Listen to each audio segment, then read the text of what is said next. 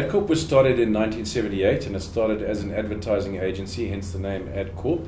It moved quite quickly from those initial roots of advertising into becoming more of a professional services company and evolved to what it is today, which is predominantly a business focused in staffing and human capital management. It listed on the stock exchange in 1987, so it has a significant and long track record, and it is now South Africa's biggest staffing company. In terms of size, it places on contract about 95,000 contract workers on assignment on any given day, and that in a whole variety of different job types, skills levels and different industry sectors. In terms of turnover, the business will turn roughly about 12 billion rand, and so it's grown quite phenomenally in the last couple of years. I think if you look at what's happened to the industry, there's been a huge evolution, particularly on the part of clients, whereby they used to use quite a proliferation of different agencies to provide their resources. Now what you're finding is a favouring of the more sophisticated and the bigger suppliers who can give a more comprehensive and sophisticated solution using the adoption of technology around staffing, utilising a tender process, which is what a lot of clients have gone to at the moment. And definitely we're seeing a consolidation and concentration of fewer providers in the industry, and I think that's played strongly into our hands. I think if you look at where we've gone, we've spread our geographic wings, whereas the country about 2 to 3 years ago would have generated almost 100% of its profits in South Africa.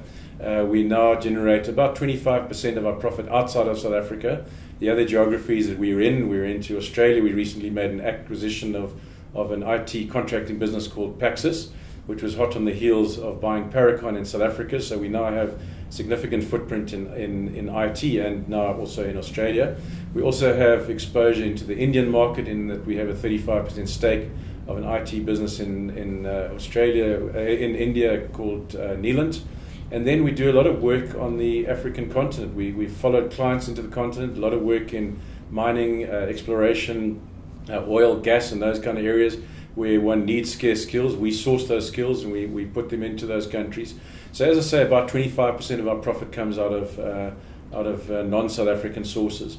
And then the other challenge we focused over the last couple of years is there's been a lot of debate about the future of labour broking. Labour broking is effectively contract labour, and quite a high proportion of South Africa's labour force is contracted. About a third of the workforce is contracted, and about 8 to 10% of those contracted workers would be provided through labour brokers or temporary employment service providers such as ourselves. Where we will go, we'll end up with a set of regulations that will further regulate what happens in the industry. We're positive about that. We think it's a good thing for the industry, but I think it'll further consolidate the industry. It'll favour the bigger players, and we think we'll be beneficiaries of that.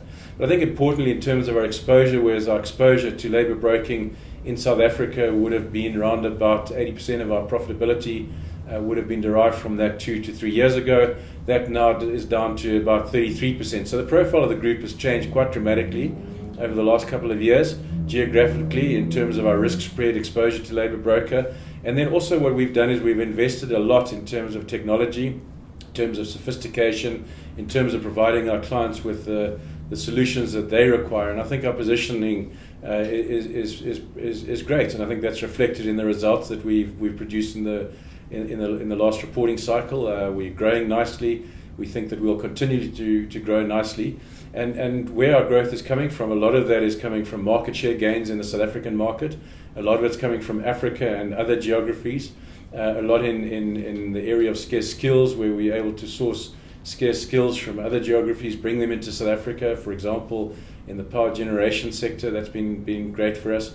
And I think that those will bode well for us. We've also spent a lot of time focusing on our back office.